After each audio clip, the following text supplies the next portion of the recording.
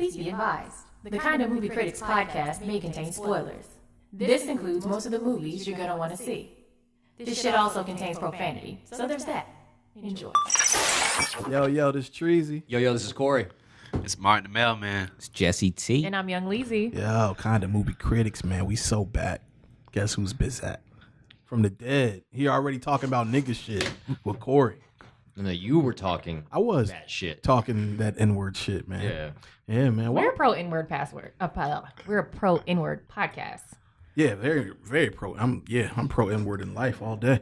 I said nigga in church like 3 times today. I mean, sometimes you gotta say nigga. It's the only word that fits. Listen, they didn't say you can't say it in the Bible. Probably disagree. Oh, yeah, Bill Maher kind of wild. Oh yeah. What is just Bill Maher doesn't have a Jeep. Wow, he doesn't have a G-Pass though. Right. So I don't know what made him think he did. It was an unnecessary joke too. Like he could have like you could see him pause and be like, should I do it or should I not do it? And then he did it. And then he did. So what exactly did he do? Because I missed it. It was like the Republican congressman guy. He was saying working in the field, and he was kind of making it sound like slave terminology. And then Bill Maher just kind of threw that joke. Kind of slam dunked it. Yeah, I feel like just the way they kind of played it up in the media made it seem a lot worse than it actually was. No, they took the episode bad. Down. Like I didn't. Did you watch the whole episode? I watched the whole episode. I actually heard about it, the group me, and I was like, what the hell did he do? And I was like, oh shit. Yeah. I mean, I didn't take it as a racial slur. I just took it as a tasteless joke. Yeah, it seemed like more of a tasteless joke. Pretty much. So we talked about this accessible language. Well, I was about to say, as Leezy says, he's not. That's not accessible language to him. It's not accessible language to him, and he fucking knows it. So, like, he just it is a racial thing. You can't be white and say nigga. Right. It's a problem, and he knows that. You sure Bill Maher? He's banged a couple black Jones, bro. So it's since like, when does fucking a black person make you not racist? So did Thomas Jefferson. I'm just saying. That's true. Okay. I mean, so it's not accessible to him. I've heard Kory say nigga a few times. Just to put it out there. Okay, first of all, let's not do that. You have. Let's not do that. I have not heard Kory say nigga. I have heard him say ninja. He fake says nigga, but he doesn't say it for real. I take ninja. Kory. I take ninja from Kory. It's usually. I know Kory too. I'm just saying. I've known Kory though. I mean, you've known him longer. Don't do that. He got the evil villain laugh popping over there. Don't do that. Don't do that to Kory. Don't do that because people listen and they think that I'm racist. You better get death. I want to try to reduce Kory's listeners. If anybody thinks Kory's racist, you're a fucking dummy. Let me just go ahead and set that up right now. These are just jokes. These are completely jokes. So anyway, guys, man. Speaking to the listeners, sorry we were gone for so long, but we were moving studios, so that's that. And we're in the new space. And we're in the new studio space. On Air Network. We in here. What's up, man? Y'all want to get into this Dear White People or not? Yeah. I mean, that's what we're here for. That's what we're here. Well, yeah. I just didn't know if y'all wanted to talk about anything else before we got into it. So, Dear Kory. No, I'm just joking. Wow. Right. Wow. So, for anybody who doesn't know what the show Dear White People on Netflix, it's an extension of Justin Simeon's Dear White People film that came out, 2015? 14? And it basically deals with the perspective of like different perspectives of one particular issue and multiple issues that happen on, I guess, a PWI campus. It's supposed to be a Ivy League PWI. It's supposed to be like a micro look at racism on a macro level, I guess. But a micro look on a macro level. No, it's a micro look at how racism functions on a macro level. Oh yeah, I get you. Yeah. I think that's fair to say. There's I guess a wide range of characters that are supposed to be representations of different people's thought processes or whatever the case may be. I feel like it's about them, like 4 different characters trying to understand, like, to themselves kind of what it means to be black. And then in this kind of white landscape, what kind of pressures and stuff, pretty much a parallel society, but like kind of like Shalise was saying, it's kind of like a macro kind of look at that, you know, just focusing on the college world, college experience. Right. Come through, Kory, with your announcer voice. So the synopsis is... At a predominantly white Ivy League college, a diverse group of students navigate various forms of racial and other types of discrimination. Ooh. That sounds very saucy. Extremely saucy. So, How would you guys say? Oh, Kory, I think we've established you're the only person here that hadn't seen Dear White People the movie, right? Yes, I have not seen the movie. So for everybody who's seen Dear White People the movie, how do you feel like the show is different from the film? To me, even some of the characters who came back with the same actors, like the show did a really good job of fleshing out those characters and making them whole people in a way that they weren't in the movie. And some of the characters, especially like Coco and can't even think right now. What, Sam? No, not Sam. Troy was Troy. the same actor. Coco and Troy and Reggie also. All three of them to me were more likable than they were in the movie. In the film, yeah. Yeah, I feel like, I mean, we got a chance to sit with these people a lot longer. That was like the obvious answer. And so we got a little bit more to like their journey. We got a lot more arc, a lot more empathy for like their perspectives. I feel like that's the biggest thing. The movie was good, but it just kind of hit like a quick punch went off, and that was that. You know what I'm saying? Well, in the movie too, I feel like with the exception of Sam when she was played by Tessa Thompson and Lionel when he was played by what's his name? Tyler James. Tyler James. They felt like whole people in the movie. Mm-hmm. Everybody else felt like they lived around them. Agree. Yeah. Agree. So yeah. Yeah. You know what's funny is we were talking about which characters reprised from the film that were in the movie, and I completely forgot about Reggie's character in the movie. That's the crazy part. Like he was very much like cliche and a caricature of what a black revolutionary is. Yeah. And he was trying to fuck. That's what it was. I mean, I would too, but that's a whole different. It's Tessa Thompson. Yeah, it's Tessa Thompson. You can't really go wrong with that. So, Martin, how did the movie differ from the TV show to you? They change around. Like, it's weird because the movie is kind of like a prequel, but they change around like certain like motivations and stuff. Like in the movie, I think Troy wants to be like a comedy writer, but his dad is trying to force him into like this politician role. I actually like Sam more in the movie than I do in the show. And Same. I actually I like Lionel better in the show than I do in the movie. I didn't really like Tyler James as Lionel that much. Yeah, I didn't connect with that character too much. I didn't like Tyler James as Lionel, but in terms of the writing, I felt like in the movie he was still a whole person. But I agree with you. I like this actor much better. Yeah, but I guess they flesh it out way more. Like his sexuality is like way more fleshed out in the show than it is in the movie. Whereas like it's kind of ambiguous until the end, where like he kisses the news guy or whatever. Yeah, well, in the movie or the TV show? He makes out with him at the party, right? Or he kind of kisses him to freak him out. Well, there's a different guy he makes out with at the party. In the movie? Yeah. Oh, I'm talking about the show. Oh, yeah, we're talking about the show now. Right. Oh, my bad. Yeah, I honestly, the movie is just like a breeze to me. Like it kind of came and went. Is the movie the same kind of abstract, exaggerated, quick, witty, dialogue-y kind of it's thing? very like quick dialogue. The same style. Yeah. So the same style as the TV show. I actually think Tessa is like way better at like delivering those like quick like lines. And she delivers them much more like dry. They're not as obvious and they're way more subtle. And Tessa played Sam, correct? Yeah. Sam White. She's for anybody who, maybe hasn't seen the show, she's like the main character who has this radio show on the campus called Dear White People, where she addresses things that maybe white people don't know about black culture, but she does it sort of in a like a conversation, satirical conversational tone, I guess. And she's reading white people on that campus for filth. That's what's happening. Exactly. But also too, it felt like the radio show wasn't really a big part of the TV show.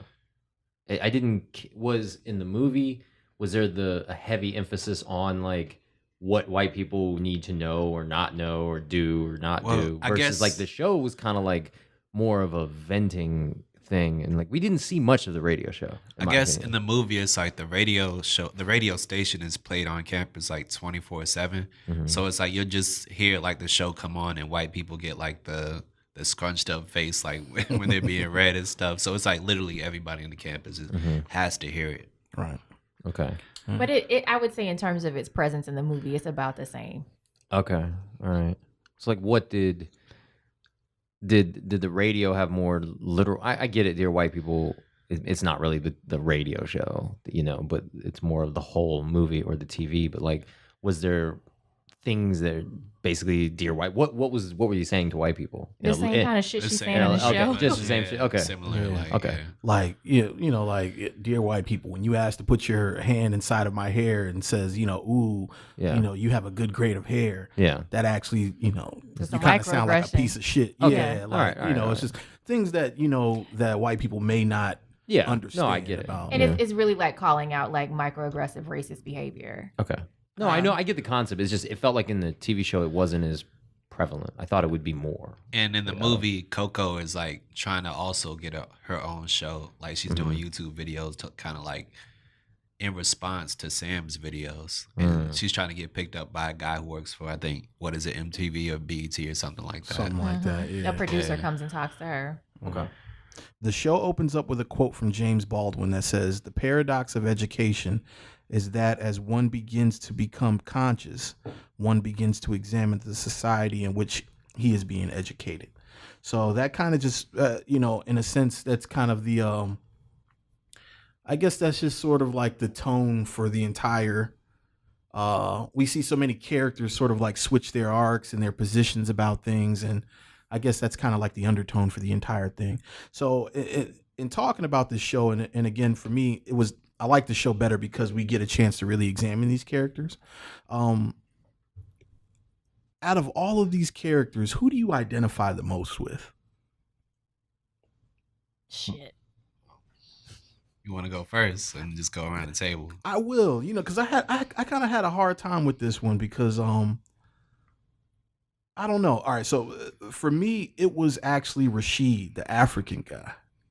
Right? Interesting. Yeah, the African guy. So, and he was always kind of like, I guess he was calling things out, but from the perspective of him being African and not really understanding like why African Americans be like so mad about shit. And I find myself doing that a lot. Like there's a lot. I feel like, and this is me talking personally, and I don't feel like this all the time, but sometimes I feel like we complain about things more than we take action. You know what I'm saying? And like here, like recently in the past few years of my life, I've really have been an advocate for that. Like, yo, dog, like I'm kind of tired of, I don't care that such and such said nigga, bro. Like it really doesn't change anything. You know what I'm saying? Like, let's move forward and try to, do something about it. You know what I mean? But the complaining part, and I felt like that's what he kind of stood for, is like, why y'all always fucking complaining about shit? Like y'all, no matter what happens, y'all gonna complain about it. So I feel like I connect a lot with Rashid. Well, there was a scene too where he was like, "What do you like?" Like, all I hear is you talk about what you don't like. What do you actually like? What do you actually like? That's a hell of a question. Yeah, you know what I'm saying? And yeah, 100%. I feel like I connect with Rashid because I get sick of motherfuckers complaining all the time, bro. Like I never know on a week to week basis. I never know who we as black people are supposed to be mad at. You know what I'm saying? Because it'd be like shifting sometimes. That's how I feel. Like if you pay attention to social media, I'm speaking. If you fucking think that black people are a monolith and you gotta fucking ride the hive mind, like. Oh, well, you don't gotta be mad at nobody as black people. If Treezy's mad, Treezy's mad. Exactly. That's it. Like you don't gotta be mad because I'm mad. I'm gonna try to wake you up though. But all right, yeah, that's real shit. You don't have to.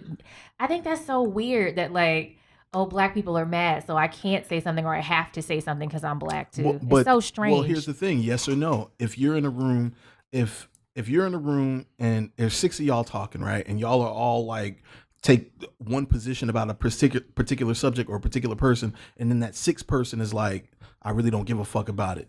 Doesn't it usually happen to where them 5 people jump on that 6th person like, yo, what the fuck? How do you feel about such and such? That didn't happen to me. Like it didn't happen to me with Kendall Jenner, and it didn't happen to me with Shea Moisture. Like everybody was mad at Kendall Jenner, and I posted a meme. I'm like, yo, that was culturally toned. Sipping this Pepsi though, and it didn't happen to me with Shea Moisture either. I was like, hey, that was poorly executed, but I understand. Get your coins. Mm-hmm. And I'm rubbing Manoy oil on my scalp right now. Like nobody came for me. They better not. They know better. See, there you go. They better not. They know better. But I mean, I can stand it. I can stand in what I have to say and what I believe, and a lot of people can't do that. They're programmed to go along with the group, I guess. That's all I'm trying to say is that people are programmed to go along with the group, and I don't. Sometimes people bring shit to me and it's like they expect a certain reaction from you because you're black, and I'm like, I really don't give a fuck. Like I really don't give a fuck. Like and it's I'm not trying to be disrespectful, but everybody has their own opinions about things. Everybody has their own experiences about things, and like it doesn't. I don't take as much personal stake to it as I guess. I think the show points to that a little bit. How there are people who I think I don't remember the girl who really likes Reggie, but Reggie's not interested in her. Right. I think that's Joelle. Ashley Blaine, yeah, like character, she Joelle. made a reference to like being a slave to the revolution. Like you're so into the revolution that you're not. You've not thinking for yourself. You've got tunnel vision. And that you have a righteous cause, but you're an extremist at the same time. Right. So it's like I see there's two sides to the coin of that. Right. So. Okay. Who identifies with who, man? I guess I'll go. I mean, at the end, everyone. If you can't see, everyone's looking at me. I mean, I guess at the end of the day, I'm not African, I'm not gay, I'm not black, I'm not a woman. So I in a serious matter, I can relate to Gabe in a sense. I'm very surprised that you said that. I wasn't expecting that answer from you. Actually, I have a serious response to that. I have been kind of a Gabe in life. I have dated black women who had internal and external issues with dating a white guy, and that caused problems. In terms of like the optics, they had an issue with it, or in terms of them how they were feeling about their own pro-blackness. A little bit of both. I mean, when I say internal, that's kind of like you as a black woman. Like, how do you feel about this? And then external, like family, friends that are like, okay, like that's cool, but we didn't think you'd really do it. So I mean, I can relate to that. I can relate to I mean, I've always been, I guess, a little more woke than your average white guy. So, and I can be in more culturally diverse atmospheres and be able to flourish. I'm not like a white guy who can't, be around black people. So, but like Gabe was obviously he kind of stood out, but at the same time, like I can relate to being with someone and then not understanding things, or having things being thrown in my face that you don't understand. But I'm like, I kind of do, but I don't directly understand. You don't have the lived experience. I don't have the lived experience, but like I understand it. You understand you know what I mean? I'm not perspective. that tone deaf. Like, so, and you get put in this box, and it can cause problems. So I can relate to Gabe. I can relate to what I from the show can see his issues and the troubles that he's dealing with. Right. So yeah, I mean, I found myself feeling, a little bit bad for Gabe throughout the entire, because I mean, he seemed to be very genuine about his appreciation for Sam. You know what I'm saying? And he was just kind of like a casualty of circumstance of, the incident that happened on the campus. And, it's like, you're damned if you do. You can't take you don't agree with the white people. Yeah. You know what I'm saying? But then you can't really take the black people's side because you're not black. I mean, you want, you take their sides, but then it looks like you're pandering. And it's like, no, I care about humanity. I care about people, and this is an injustice. But I've had that in my life too. I've had where I've cared about injustice, and sometimes there's always one person that will go, that's great, but you will never truly understand. Yeah. You will never 100% truly understand. But you can live in not understanding. Yeah. You don't have to understand. Yeah. I think that's so weird. That's fucked up that to me. expectation that someone that doesn't have your lived experience is like somehow culpable because they can't understand. Because they can't understand. Like, so I can't even be empathetic. Or you can definitely empathize. Or I've had, where people are like, yeah, that's great, Kory, but tomorrow you're going to be white and you're going to go and live your great white life. And you're free white at 21. You know what I mean? Like, you're just going to go, you're going to be white. Like, everything is okay. Yeah. Like, Oh, Jesus Christ. I know people who would do that. Yeah. Though. I know people who would say that stupid shit. Yeah, they're like, thank you, but like tomorrow, like the things that are happening in the non-white cultures, like they're not going to happen to you. Right. Like you will be perfectly fine. So which is an exaggeration, but I have heard things like that to me. I think that it's important for white people like you to exist because you can talk to your own people in a way that I can't. Yeah. And it comes across a completely different way. So I'm never shitting on that. Like, That's just weird to me. I do wish they would have maybe shown. They didn't show much of that, but I have been in situations where I'm looking at white people like that's racist, right? Like what you're doing is racist. Like there's just no black people around it to like check you on it. Right. Like, and I wish but it looks like he was a culturally diverse person because he had his woke friends with him. So I use that term loosely. I met his friends that he met at the coffee shop. That it was like episode 7. No, they seemed like they had good sense. Good sense, yeah. Like so, Okay. Anybody else? Who's next? I guess I'm next. I guess I'm kind of a mix between Reggie and Lionel. I guess for most of middle school and high school, I was like definitely like a Reggie type of dude. Like I remember the first time I really felt like Reggie was like I was like 9 years old and I went on a field trip to like the Baltimore Black Wax Museum. Oh, I love that spot. Yeah, they had like a temporary exhibit that was like on lynching, and it was really only for adults. But I got to get down there, and I saw like wax figures being lynched and stuff, and how like pregnant women like get the baby cut out of them, and it was like super gory. And I was seeing that at 9 years old. I was just like, damn, and that kind of like led me to be like really pro-black and really revolutionary through like most of my like middle school and high school. Woke at 9 years old, Martin. Oh, that's gangster though. Like woke at 9. Yeah. One but time I also for had woke babies. also had like a fucked up fro like Lionel.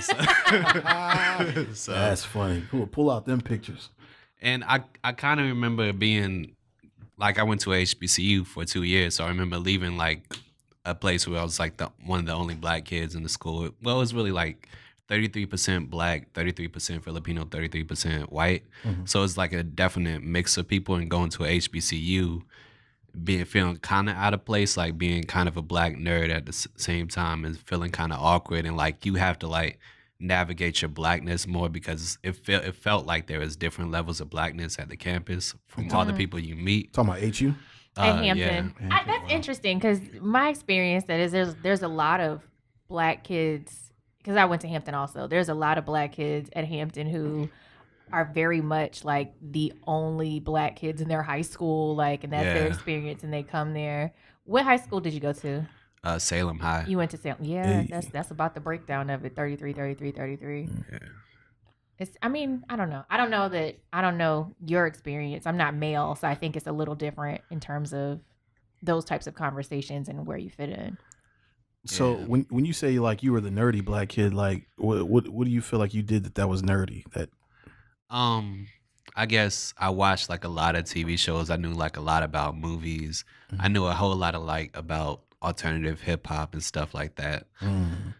That's pretty, and I love video games and comic books and stuff like that. And anime. Yeah, and I guess I'm kind of like Reggie too, because he does spoken word in the I forgot which episode it is. Right. One of the later ones. Yeah, I think you're right about that. But actually how I got into Hampton was I did spoken word at an event, and like a lady came up to me and she worked in like the admissions office at Hampton.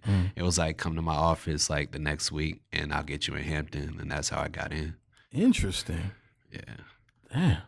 What happened? You didn't choose Hampton. Hampton chose you.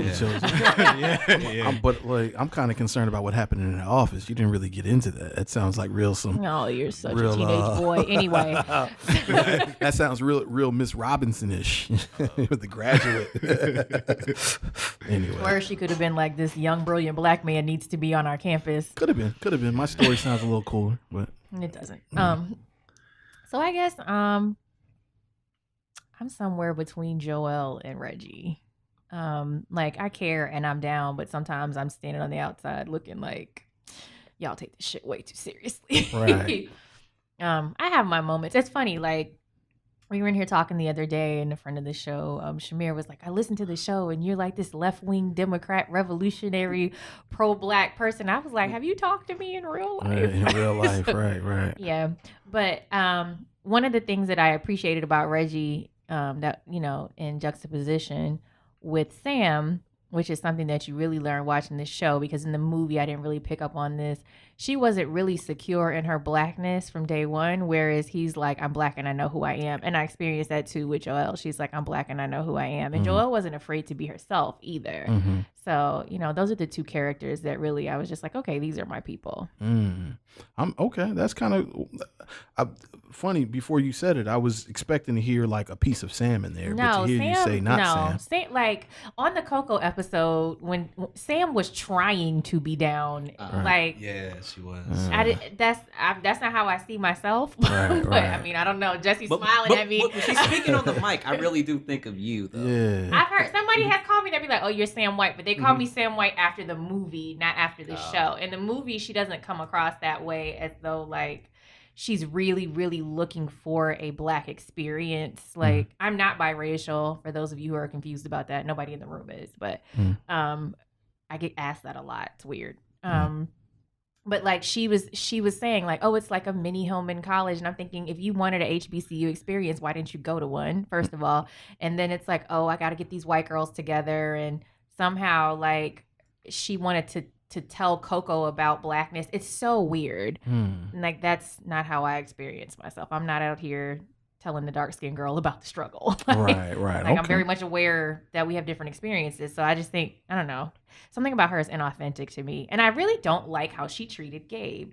It was like one of those things where, and I saw this conversation come up a whole lot after the show aired about, can you be pro-black and date a white person? And my answer to that is no. Okay. And I think that she, as a character, knows that the answer to that is no, but she doesn't want to sacrifice the optics. It's like, but I am pro-black, but I really like this white guy. And I'm like, well, you don't have to be pro-black. You don't have to assign that label to yourself, and you can be a genuine person, and that's who you love. That's who you love. You don't have to have that title or that identity. Right. Like, you're whack for treating him differently because of the optics. I don't like people who do shit for a look in life. So That's stop a good calling me explanation. Sam White out there. Okay, no, I'm glad you clarified that, because it looked like Jesse thought the same thing I was thinking. Like, I definitely see like at least 0.33% Sam, and yeah, but Joelle. But when you break it down, Joelle does fit a lot Joelle's more. way closer to my personality. But you don't like Scandal.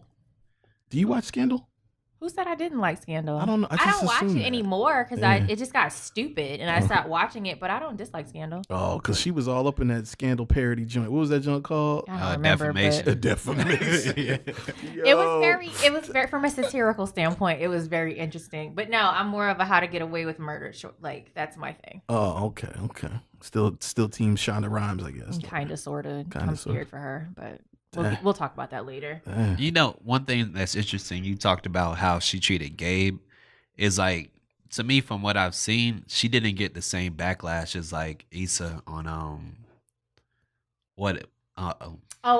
Awkward Black Girl when Yeah. she was with White Jay. well, what you're no, talking when about? she cheated on her boyfriend. No, not Oh, that you're show. talking about on You talking Insecure. about Insecure. Oh, Yeah. Because she got a lot of back. Well, of course, people are gonna come for you The anyway. character?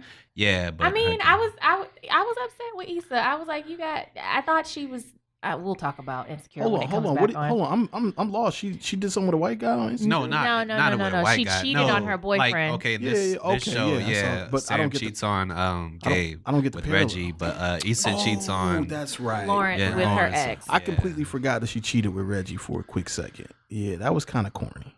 On her Yeah, But I part. like- I don't again, like the I way feel she like she treated did it Gabe for a either. look, and she hurt both of them in the process. And like, don't call me fucking Sam White. All right. Oh, okay. Yeah, I Gotcha. didn't like it either. I don't like the way she treated Gabe. You don't like the way she treated Gabe. I don't like that shit. What Kappa stole your girl?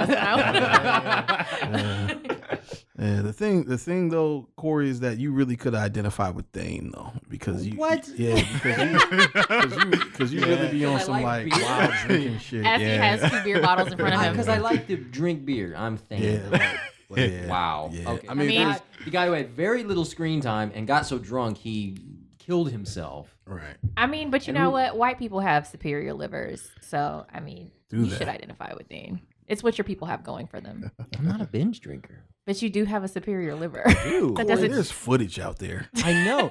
Listen, there's difference between binge drinking often and then every once in a while having too many drinks. I mean, they call it white boy wasted for a reason. Yeah, like I mean, we've all in this room probably have had too much to drink one night. I mean, maybe mine are higher than yours. I mean, my Irish ancestry does me good sometimes, but I think I stopped that when social media came out. See, there's footage of you, so like, That's fine. there's none to prove that Treezy is a, drinks till he blacks out type shit. I want to see this though. That's gonna be my life's mission to see if I can get you to drink that much. Oh no, you won't. It won't happen.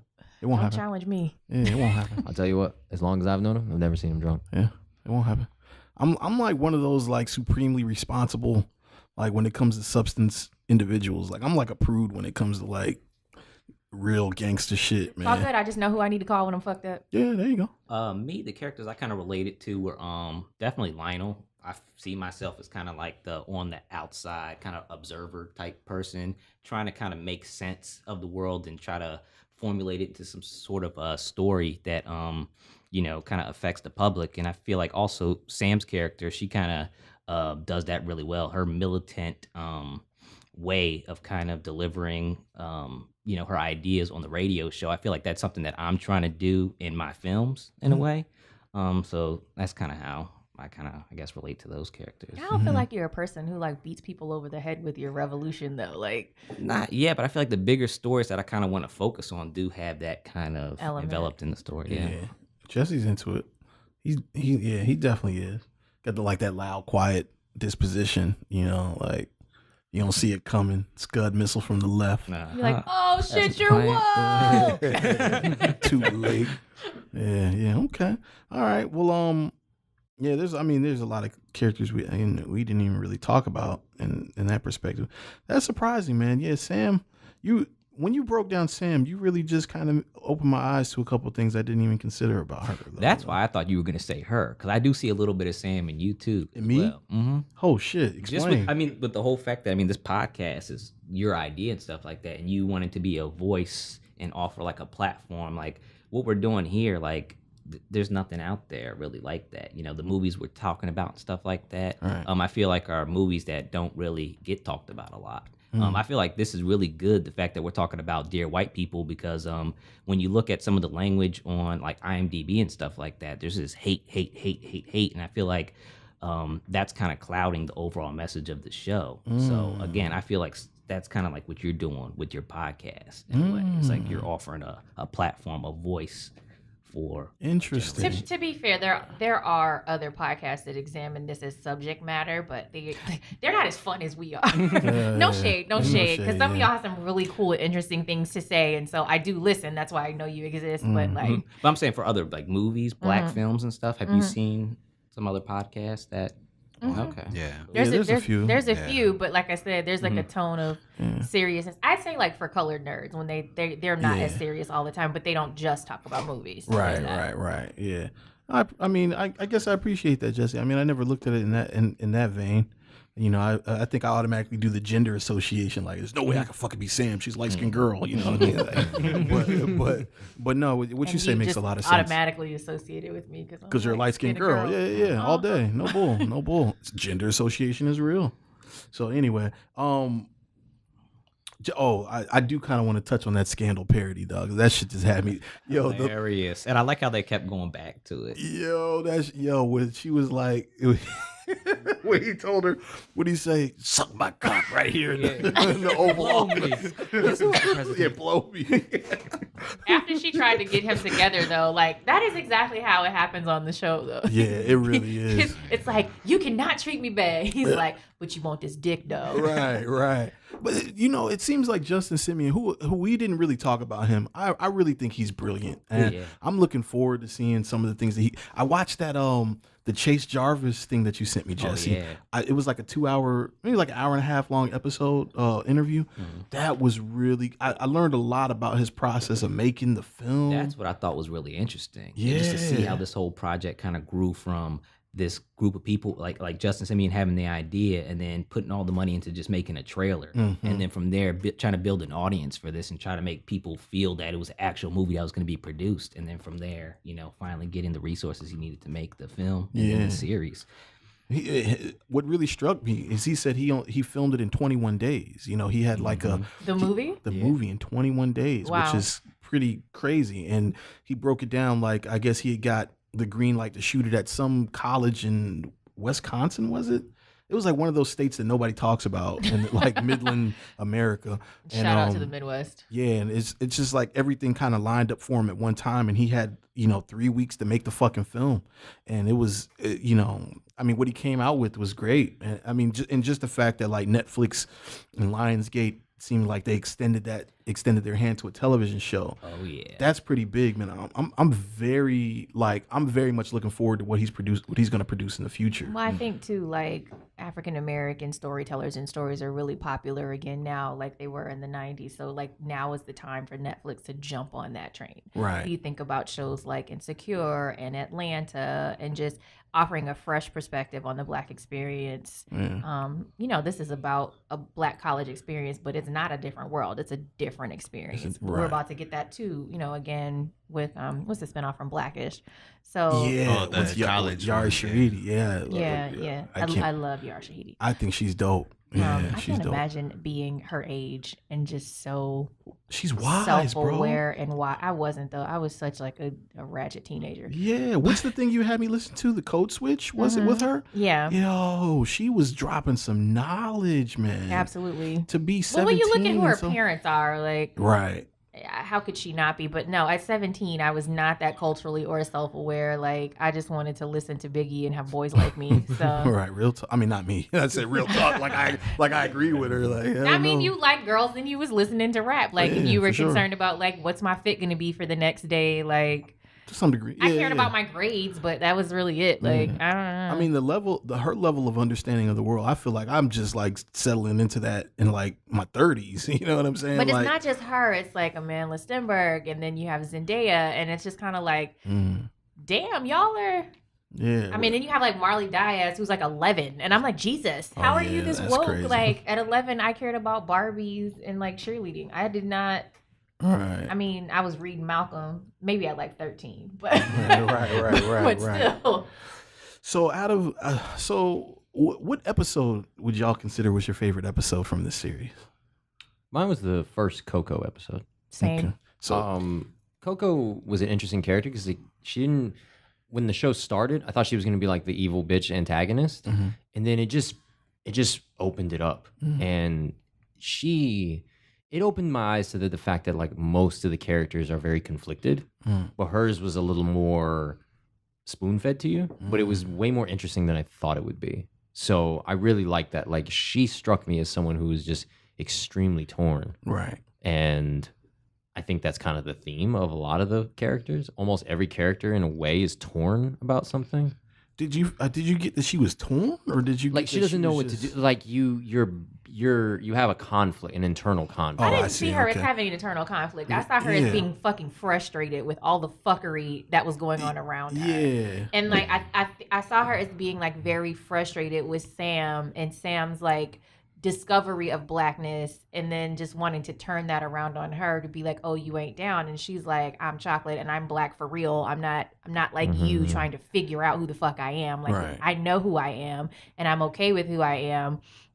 And like they related on a black girl level that way, but then it got weird Well, but she mentioned several times about how like toning her blackness down to make like, herself palatable. Yeah, like that kind of conflict, that kind of. Okay, Well, I can like get she you. talked about light skin privilege though, and she was Yeah. saying like I have to tone myself down to make myself palatable, and you get away with being an aggressive bitch because you look more like a white person. Yeah. Yeah, that is. Wasn't she like from Chicago or something like Yeah. that? Yeah, I the think her South Side. character.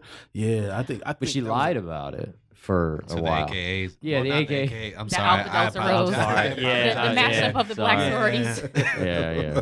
Shout out to the Zetas who they didn't try to like Didn't try, okay. include in that. So she, from my interpretation, she's trying to tone down her blackness. She's, but I think she's aware of her blackness. I think she's aware of the things that are going on, but she has set in her mind what she wants, and it's. Well, I think You that know. she wants to transcend people. She wants to transcend people's preconceived notions about her because of what she looks like and where she's from. And I think it's frustrating to her that Sam has all of that, but for some reason she wants to be down so bad. Yeah, you know what's funny? That shit is like a big metaphor for like rap music for me, because it seems like that. Like, you know, you get like these dudes that's really from the hood, and then like they try to be conscious, or they try to like, you know, be a little bit more diverse with their subject matter because they've really seen the stress and the strife that comes from it. And that shit's not cute. They're not glorifying it. Right, they're not glorifying it. And then you get like the dudes that's like really from the suburbs or whatever the case may be, and then they act like they the most gangster motherfuckers on planet I had Earth. that experience in high school. Right. So I grew up in a predominantly black area, and you know, I lived good. My hood had a house in a yard and a swing set and stuff, but like 2 blocks over was the project. So like I know all kinds of black people. And so I grew up with a certain set of black people, and then when I was 14 we moved to an area that was like 80% white. And like my observation of black people, not all of them, but some of them in that setting who live like these decent suburban lives, they wanted to be hood so bad. Right. And people that I knew that grew up in disadvantaged situations were like constantly trying to escape that. Right. So like I agree, like that's such a weird thing, like in a phenomena to observe. Like your parents are trying to create this better life for you, but you're consuming these negative images that the media portrays to you of what blackness is, and trying so hard to be that. Right. I be feeling like that. I feel like a lot of crimes are, you know, when it comes to that kind of interaction, I really feel like a lot of it is more people trying to prove that they are a certain thing, and you know, take things to a certain level because a rationale of like the disposition of you being and having that street cred, it doesn't follow you, you know, the same way when you've actually have that lived experience. So you go out of your way to prove things, such as Sam. You know, Rick Ross, like. Well, you said it, not me, man. I'm not trying to get. You know, I like Rick Ross though, which is like the weird Rose. thing. I like him too, but like I can't forget like, you know, what his beginnings are. So it's like interesting. Well, I don't know, man. I mean, I can't say. I know Dade County. You know, in my experience of going to Miami, I can't really see no part of it that's not like no gangster shit. Oh like, no, I'm not taking that away from him. I'm just saying I think it's interesting. Yeah. So shout out to Rose. I fuck with you. I think Al is interesting. Well, in the movie, Al has a line like Lionel. They asked him like what. I think the Black Student Union asked him like, what is he like? He said something like some type of group. I'm gonna just say Radiohead or something like that. And Al has a line like, "Yo, Radiohead is my shit."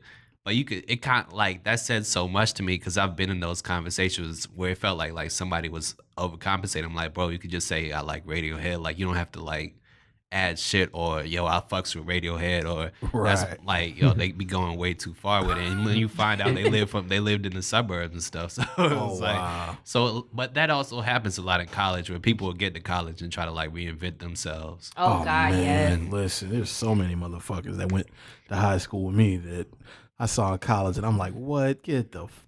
Anyway, man, it's like a whole. I hope they have jobs in advertising. Let me just put it that way. Like, they were great. So you said yours was the first Coco episode? Yeah, first Coco episode. To me, it was probably the Barry Jenkins episode 5. Yeah, that was definitely my favorite episode. Yeah. What did you like about it? I guess. Well, I got that same feeling from Get Out, where it's like I just feel very uneasy because it feels like it pertains directly to me, especially like the last maybe 5-10 minutes of the episode where like the cop pulls a gun on him. Like I've dealt with police, but they never really put a gun in my face. But that fear just like hit me as soon as it happened. Like of course I knew he wasn't gonna get shot, but at the same time it was like I could totally empathize with like what's happening right at that second and at that moment. Right. And I thought that was probably my favorite. Just because of the last 5 minutes of that episode. That was a powerful one. Like just the whole way the episode unraveled. What I really liked about that episode too, where it was like a specific conversation when they were leaving the movies and they were just kind of walking a path and they were talking, but they were breaking the fourth wall. But they were talking about things like from a social perspective, and like it's like they, you know, they went out of their way to like make these references and these parallels and make these statements, and they just did it in a very abstract sort of, you know, grab your attention way, because like you're watching and you're like, yo, why is it? They're looking at the cameras and they're talking, but it's like it was like, you know, you would have a conversation and then the accentuation on that, you know, the accent on a specific thing, they would look at the camera and say it. So I felt like, I was telling Kory this, I guess it was earlier today, I felt like if, you know, in when you used to be like in elementary school, you read a paragraph and they say, what's the main sentence of that paragraph? The main idea. The main idea of that paragraph. I felt like episode 5, that one, Barry Jenkins, which is also my favorite episode, I felt like that was the main idea of the entire series. That's how that episode stuck out to me. I was like, this is the main idea of the entire series, to get people to understand the humanity and how these situations can get out of hand from a snowball effect, or how somebody really doesn't deserve the output that they got, and people don't understand how it got there. What did he do for it to get there? He didn't do anything, bro. Like, it's just, he was put in a situation where somebody else's aggression overshadowed it. And, so I just felt like that was a really good episode to display that sort of behavior. And it did a great job of like fleshing out Reggie too, because before that point, Reggie is pretty much like a archetype. Like, he's the black revolutionary guy, and he pretty much sticks to that script. Mm-hmm. But then you get to see more like his motivations and who he is outside of that. Like, he's a 3-dimensional person, not just this black revolutionary. Right. I felt like the scene, the ending shot for that one, when he was crying, crying in the doorstep. I was like, yo, that's real. That you is know what I'm real. saying? Like your manhood was, your nuts were ripped from you. And and even his performance in episode 6, where it's like he's trying to just kind of go throughout his day without thinking about it, and Sam keeps hitting him up, and right, like that performance was just so great to me. Right. So, I mean, if you haven't picked up on it, episode 5 is the episode where at the end of it, Reggie gets the gun pulled out on him by the police officer because there's somebody, his homeboy in there used the word nigga in a song. It's a white guy. He used the word nigga in a song.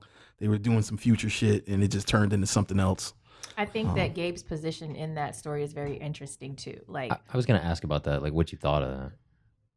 why I didn't understand why he called the cops. I'm with you. I didn't get it either. And it's I was one like, of I those don't know. situations where people see something one way and it's not necessarily going to escalate that the way that they think it is, and they're like, oh well, I'm just trying to do the right thing. Sometimes doing the right thing is minding your business and letting things not get out of hand before you create a catalyst for them to get out of hand. But I think what that scene did was to remind you that Gabe's maybe it's the writers or whoever trying to say like, yes, Gabe's cool, but he's naive. He's still white. Yeah, he's still white. And I've seen that where like, yes, some white people are just you're cool, but you're just a little naive. You don't get it. And you don't get it. And you may have had the best intentions. I believe Gabe had the best intentions, but you didn't get it.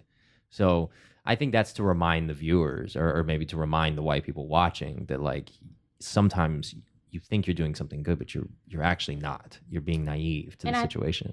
So like culturally too, there's having a real grasp of like the ways that we're different, right? So I always hear people say like, there's no such thing as talking white and talking black.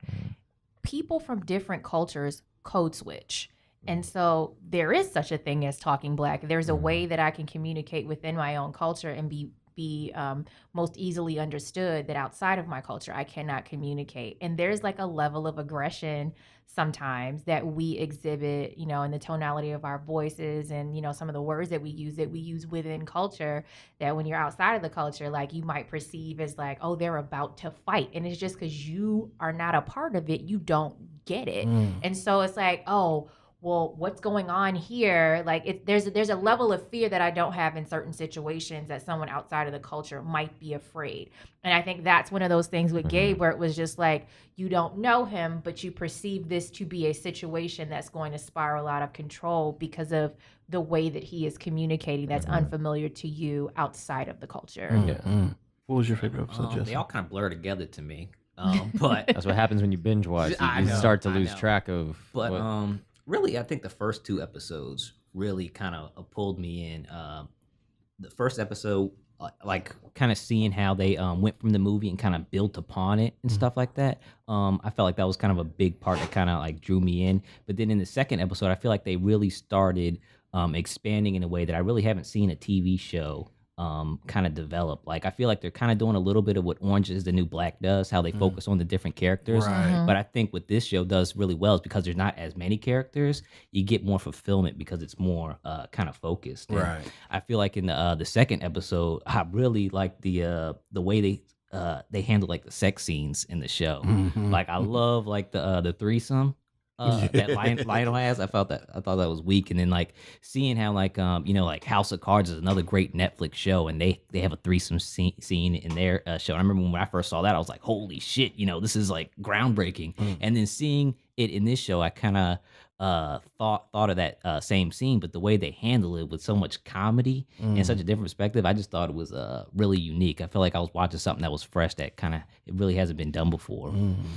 Do you feel like from a cinematography standpoint, this one stood out way more than the film? Oh yeah, because the way they're moving the camera and the masturbation scene where he's like jacking off and then the walls like kind of like go, like I was so like, dope. Yo, what are they doing? And that's another thing I feel like really stands out about this show is the production value is really good. The art design, the hairstyling of everyone, I feel like it's so except Lionel in that horrible ass wig. Like, oh yeah.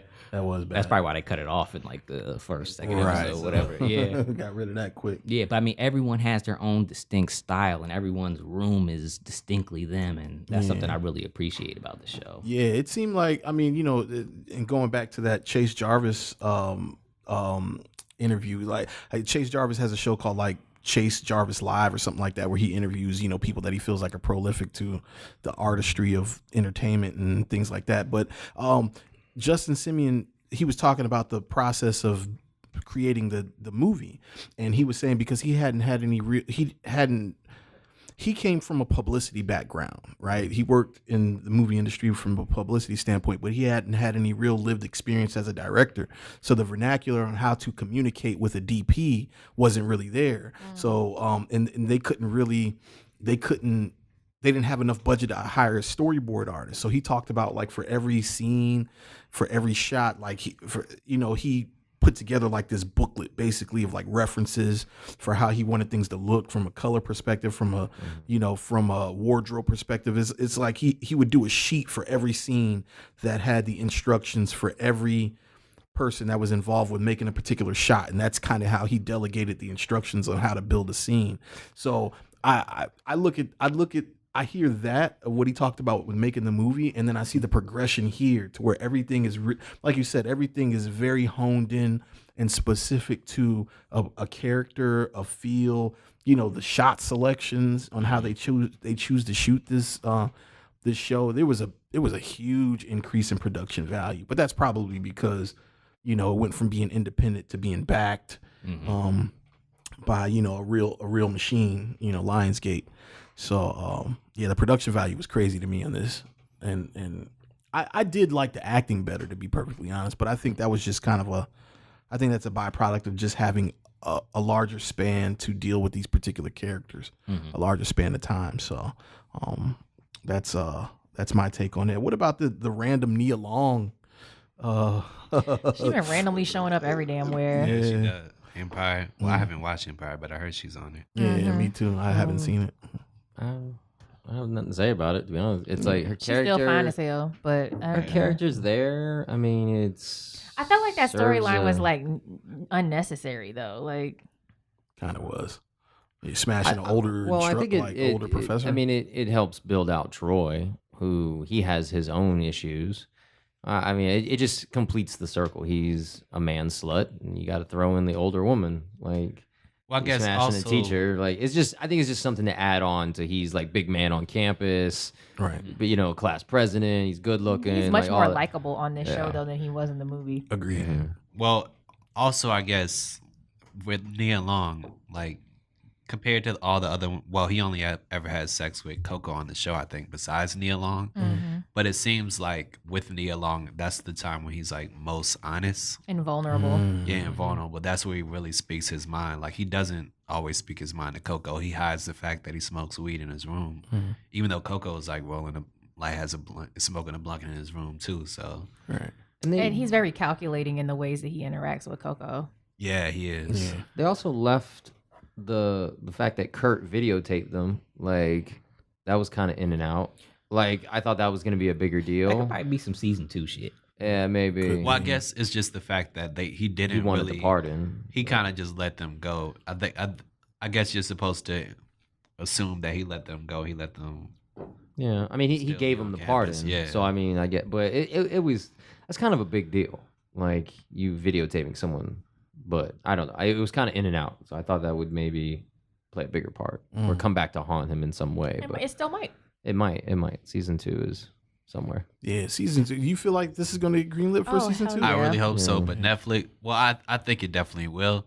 But I'm got Netflix on a killing spree lately. Killing spree, yo. They took out the Get Down. Listen, took out Sense8. But you see the timing in that. I bet you. I'm gonna tell you exactly what happened.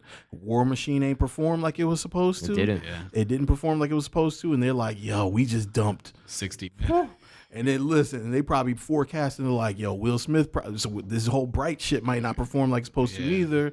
Yo, we need to go ahead and save some money because it seemed like everybody was getting greedy. That you get a show, you get a show. Like, but I think like you have to think about things that people sign up for Netflix for, and that's where their money needs to go. And I would not have signed up for Netflix because War Machine was on Netflix. I wouldn't have signed up for Netflix because of a Will Smith movie either.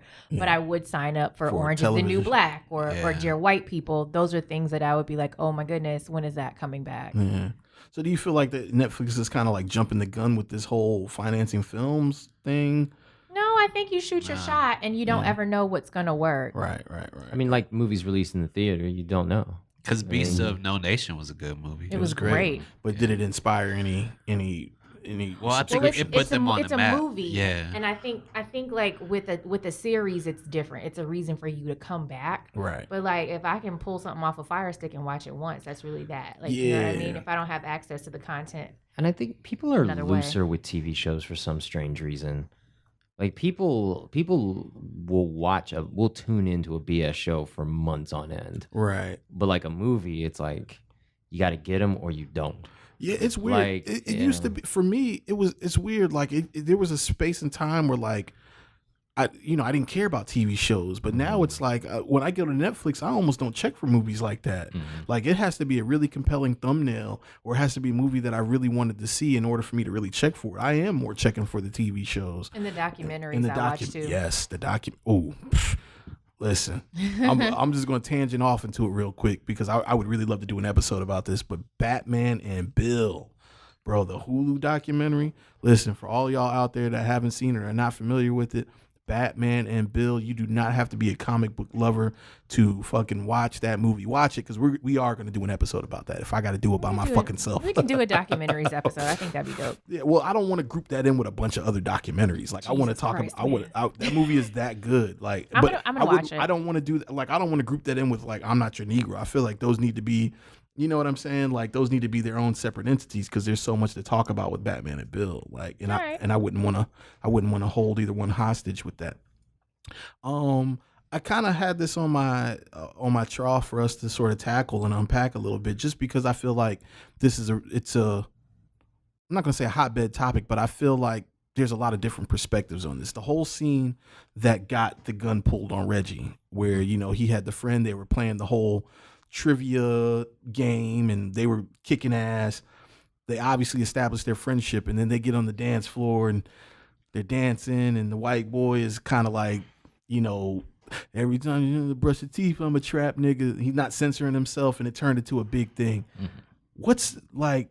What's y'all's perspective on white people saying the word nigga, like in a song in that same context as that scene? Honestly, I think it changes with every generation. Like, cause I know I play ball at the rec or whatever, and I'll be playing with like high school kids, and there's this one, like that one white kid that hangs out with all black kids. Mm-hmm. Oh no. And but yeah, no, like, I don't know him. The other day, Kory? No.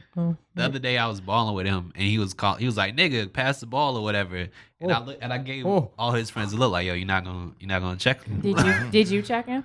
I mean, I said something to him, but he'll do it like when I'm not around and stuff. So which is usually how that goes. Yeah. Right. And I was like, yeah, none of y'all have fathers, or like, what's going on? Damn. Okay. So well, I totally get that. That's kind of like that's an unhinged, like it's not even hinged to like a reference. That's just him. That's just part of his everyday. It's just part of his comfortable lexicon. enough to say motherfucking nigga, bro. And it's because nobody is educating him on why he shouldn't. Right. I think there's this misconception that Black people started referring to each other as nigga freely with like the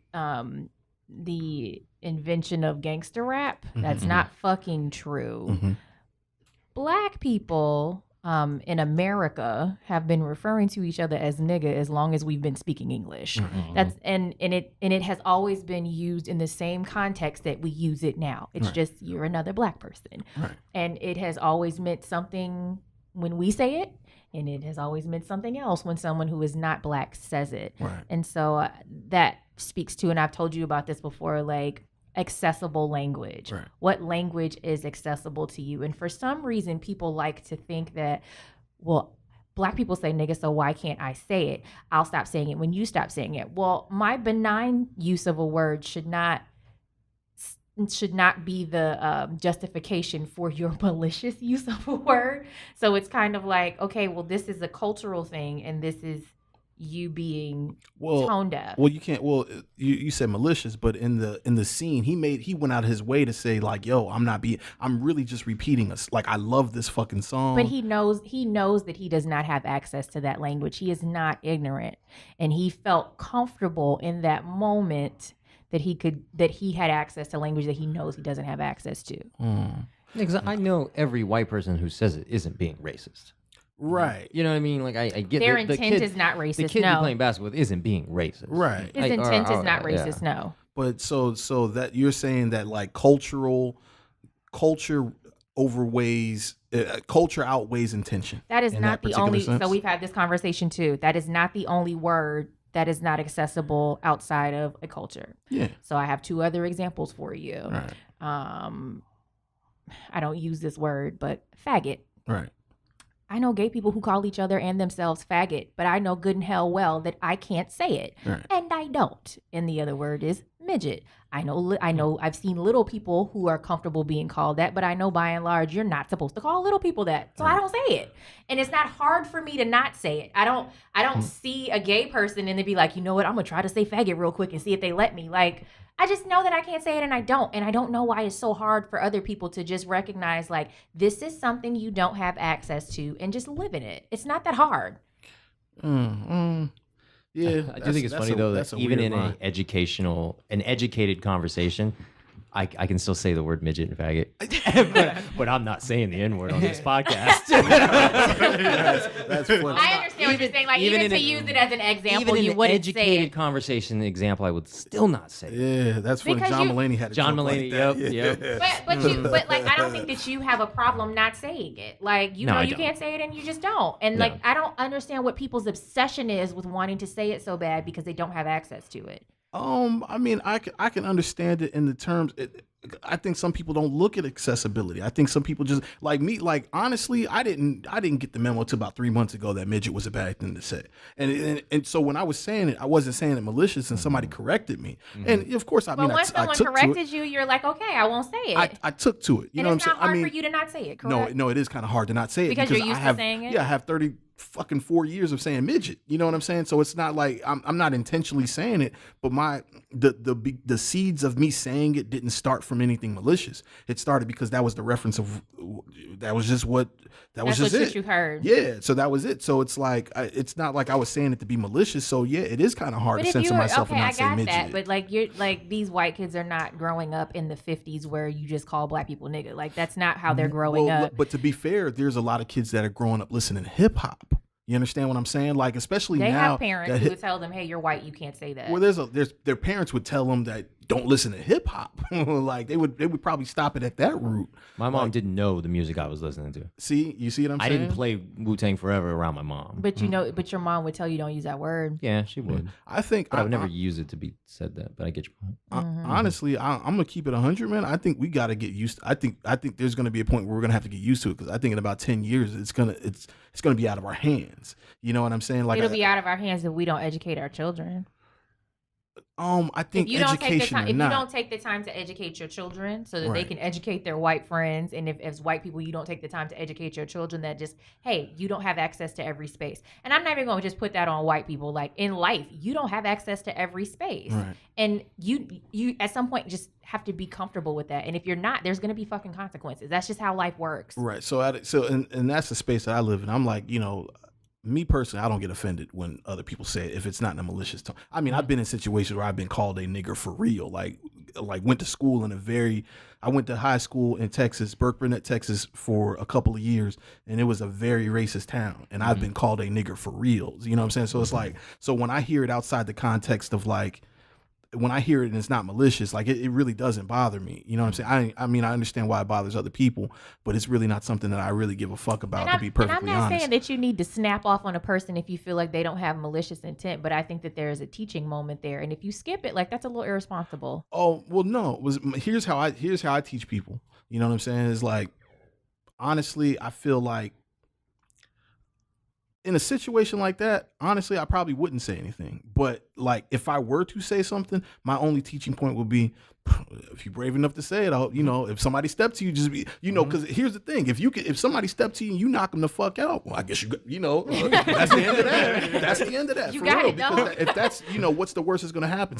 I gotta fight somebody. Okay, boom, I'm knocking them the fuck out. Now, do I have access to say this? Because you understand what I'm saying? It's like I can't be around. That's not my. How we just talked about calling the cops, and you know, sometimes that's just, you know, mind your fucking business. That ain't my business. That's somebody's business who got a problem with it that really wants to check them. That's their business. It ain't mine. You know what I'm saying? Because again, I look at the intention of things, and I look at, you can't stop progress. And I feel like, and I'm not saying that, please, oh God, I just you said thinking that. through your own thoughts. I didn't say shit Yeah, too. like, but no, I can hear somebody on the other side. He thinks that white people saying nigger is a process. I mean, that is what you just said. Yeah, but that's not what I meant. You can't stop evolution. Stop change. You can't stop change. Yeah, and like there's gonna come a point where white people are going to say nigga, and that point has already been. yeah, but it's gonna come to a point where it's gonna be even more frequent though, and like it's less frequent than it's at a point where it's less frequent. Less frequent than what? Than it used to be. That's just what we were fucking called. Yeah, but I'm talking. You know, I'm talking about in a sense of I hear like, what you're saying, that where the level of comfort will come back. Yeah. It might not. You're not gonna be alive to see it, so it's not some shit I can worry about. But while I'm here, it's something I can try to influence and I can try to educate. But it's not something I can worry about. I feel like there's gonna be a point where boys wear dresses all the fucking time. Like that's not something I have any control over. We there? No.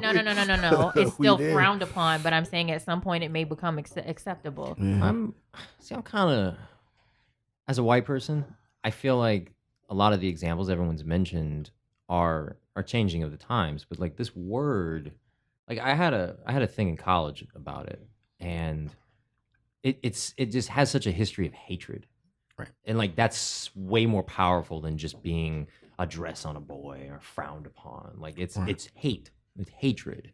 So, and I just think I think I'm with Leezy. Like, be okay with the fact that you just can't say it. Who cares if everybody else wants to say it to each other? You can't say it. Because when white people said it, it was usually 99% of the time grounded in hatred. Yeah. So deal with it and move on. I mean, I can't pee standing up. It just is what it is. Well, I agree that like if you know you probably should censor yourself.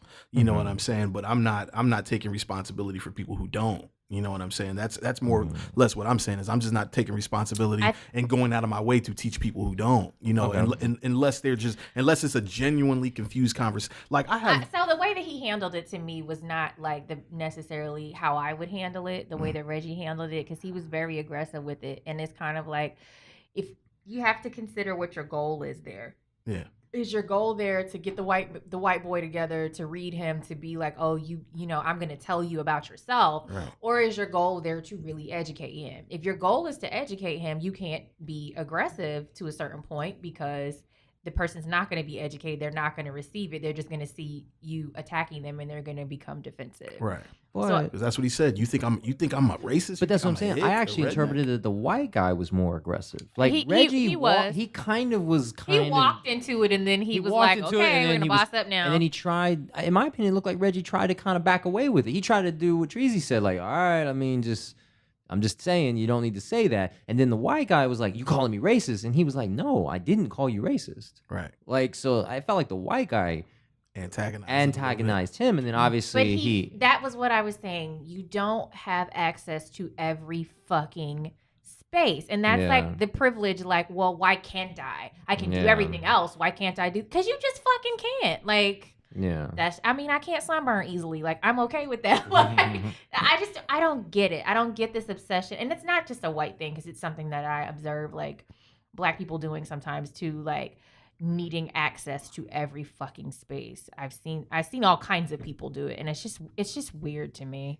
Do you think that the scene was a representation of both white privilege and extreme pro-blackness, I personally coming do. together in one giant explosion? I personally do. I think that it was trying to show, like, hey, we're not that different, but, like, oh yes, the fuck we are. Like, Yeah, I don't know. I personally do.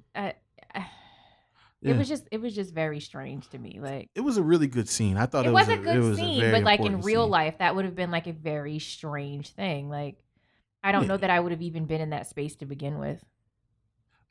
Right. As a Black person, I don't know that I would have inserted myself there to begin with. Right. That's a good point too. Yeah, that's a good point too. So is the accessibility of not being able to say it, like that particular word, is it only for white people in your opinion, or is it like anybody who's not Black? Well, you have to. Okay, so how are we defining not Black? Well, though? like we lived in the Bronx for a while, right, Kory? Yes. Like Dominicans, South Bronx. Dominicans, Puerto Ricans, nigga. But some of those people are Black. You're saying they're not Black, but well, what's a Black person? I'm talking about. Well, then I'm talking about like that. I'm not just saying asking African American. Like, no, because to me, like, if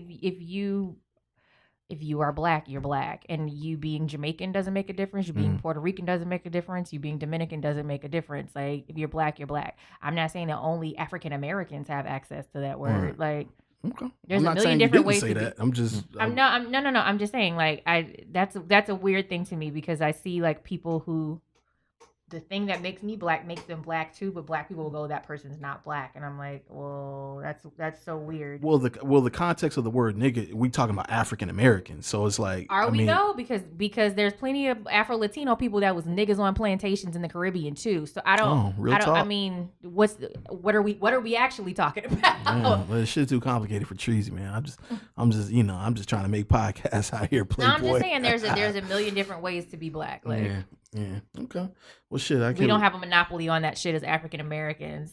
It's so weird. We don't, but I mean, but again, that's part of the education process too, because there's some people that are uncomfortable with that. There's some African Americans that would be uncomfortable with that. You understand what I'm saying? That's because they don't see their own Blackness in those other people. Yeah. See, and I tend not to function that way. So me, Leezy, doesn't function that way. Yeah. I do see my Blackness in you as an Afro Latino. So, or as an African or as an Afro Caribbean person, I do see my Blackness in you. So it doesn't bother me. Yeah. You don't get to be Asian and say nigga though. Sorry. Okay, so Asian can't say it. So it's all okay. Even though Wu-Tang came and appropriated their whole culture, though, right? But I mean, there's an issue with Wu-Tang appropriating their culture. I definitely see that. Yeah. But at the same time, did Wu-Tang like use their racial epithets like for in a sense of familiarity? Did they do that? What do you mean? Or, I mean, were they walking around calling each other gook or chink? Like, are they doing that?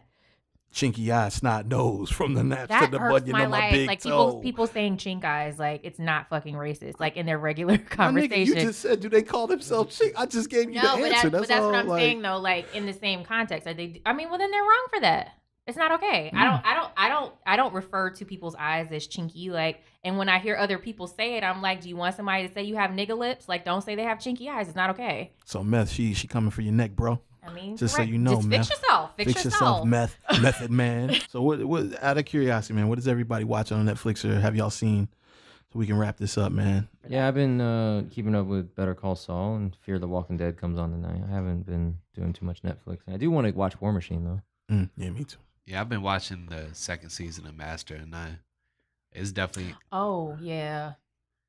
I think right now it's my favorite show on Netflix. Like I actually like it more than Dear White People right now. Interesting. I'm gonna jump on your bandwagon again, but yes, I agree. I think that there's an examination of race there from another perspective other than Black or white people that we've yet to acknowledge on a macro level. That's really important.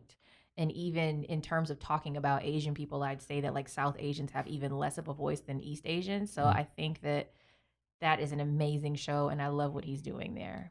It is a really dope Thanksgiving episode with I forgot her name. Her last name Denise, is the character. yeah, Denise. Denise. That was yeah. my favorite. Yeah, it has Angela Bassett in it too, and basically it's about Denise and Aziz, he's called Dev in the show. They basically go to Thanksgiving over several years, starting from like 1995 to like 2017. In the show, Denise is gay, so it's kind of about how their lives change and how she comes out to her mother and stuff like that. Nice. But it's definitely feels like a Spike Lee film, like that that episode. I you know what I watched the first episode of Master of None and never went back to it. Not because I didn't like it, but I just forgot to go back to it. I really need to. With me, it's like I pick out what episodes I like. Like for me, Master, like the first season, like the episode with the parents is like super dope. Like somebody told me about that, and that's like the first one I watched, and that's how I got on it. So it isn't like It's like watching Atlanta. Yeah, it's like there's certain episodes like the Atlanta jail episode was really amazing, but there also be like regular episodes too, where it's just him dealing with his baby moms. Yeah. So a lot of it is just like Aziz dating or Aziz like trying to be professional, South Asian, but it's also like they'll have little bottle episodes like the Thanksgiving one. He has like a religion one about being like a Muslim, culturally as opposed to like spiritually. Yeah. I like that one too. Okay. Yeah, that's like a really dope. And the parents one from the first season is like great. Like I think those are his real parents, like in the show. Apparently, yeah. They're hilarious because like you can tell they're not actors at all. His mom is like super deadpan. Right. Is his cousin Harris in it? In the show, any? I don't know. I don't think so though. He's done a couple jokes with his cousin. He has a cousin in the show, but I don't think that's his cousin Harris. Okay. But yeah, that is funny because I just saw on Instagram or something like that. His parents took a pic with like Jay and Beyonce. Yeah, that was pretty sweet. I did see that. Yeah, that's pretty dope. I did think of something that I've been watching on Netflix. Fucking chewing gum. I don't know why I didn't think of that. I was a little disappointed at how short the second season is, but chewing gum is just black girl magic is a thing, and chewing gum is just a reminder that, like I said, there's a million different ways to be black, and we're doing this black girl magic shit all over the world. So shout out to you, Michaela Cole. Nice. I hope that they remake I can't even think, the Nina Simone movie with someone who was not Zoe Saldana. I would love to see Michaela Cole play Nina Simone. Plays Nina Simone. Ooh, interesting. Okay. It's been said. She looks like her. And she said that to us. She's like, I've known for quite some time. Yeah, she does look just like her. Well, I'm in the middle of my binge for House of Cards, season 5. And I like the show, but it's starting to feel kind of weird with everything that's going on in the White House and all the scandals going on there. It's just like, I don't know if I should still be rooting for Frank's character, because it's kind of like shit Trump would be doing. Right. But, I mean, it's solid so far, though. Nice. I think I let go of House of Cards at season 3. It just started getting a little too weird back then for me, even pre-Trump. So, yeah. I can't wait to jump into Bloodline season 3. So that's next up for me. I'm a huge fan of that show, Bloodline. So, anyway, guys, thanks for sticking with us this episode, dear white people. Sorry for the hiatus. We've been gone so long. We're gonna try to mitigate that. And did I use the right word properly? It probably wasn't right, was it, Leezy? It was mitigate. Fine in this context. Yeah. Cool. So anyway, man, you guys can follow us on the gram at Kinda Movie Critics, and that is also on Facebook at Kinda Movie Critics. Kinda is KINDA, or on Twitter, Kinda Movie Crits, and crits is CRITS. And send us some emails, man, or interact with us, man. Like this episode. If you're listening to it, I challenge you right now to like it on SoundCloud. Or like some of the ones that you've liked before, so people can see that we exist and get aboard this fun train that you're riding. Right, man. We need some reviews on iTunes, all that, man. Come on board, man. Show us that the Kinda Movie Critics Army is out there. The Nerds Army is out there. So I guess it's the official sign off, man. We call ourselves Kinda Movie Critics because we kind of are. We kind of aren't. Just a bunch of people that like to watch movies. This has been an On-Ear Network production.